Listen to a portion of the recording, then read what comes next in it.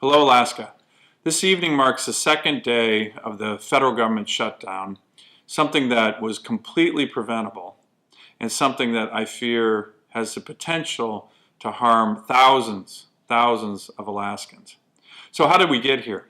Well, what we've been doing in the Senate and in the Congress for the last several months is trying to negotiate a budget deal.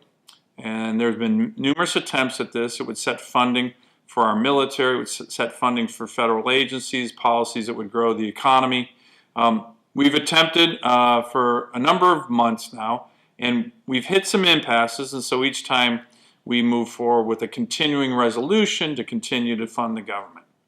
Well, the continuing resolution that we voted on Friday actually would have continued funding the government, including our military.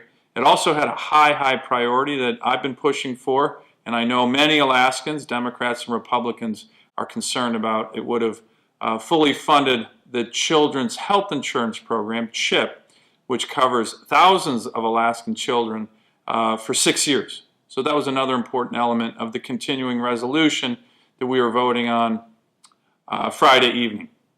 However, the Senate Democratic Minority Leader, Chuck Schumer, presented really a demand that unless we accepted his resolution on the DACA issue, an important issue, but there's still time to address it, unless we accepted it, their terms, his terms, by midnight on Friday, they were going to shut down the federal government.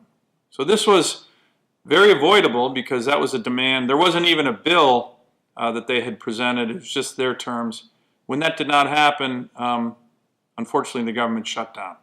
So we are going to continue to work on this. I think the position of Senator Schumer and others is untenable, but we're offering a compromise vote tonight to limit the continuing resolution to just 3 weeks, and we're all working hard to get to an agreement to move forward.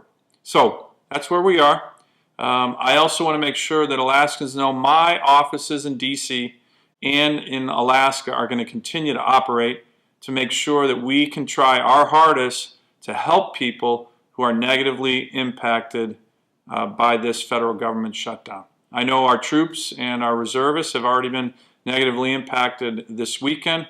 We're going to continue to get back funding the government, keeping the government open, and get back to a long-term deal.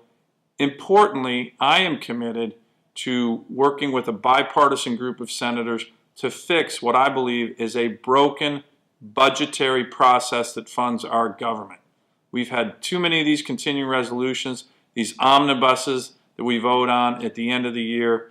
We must do better for all of you, and I'm committed to working on a longer-term solution.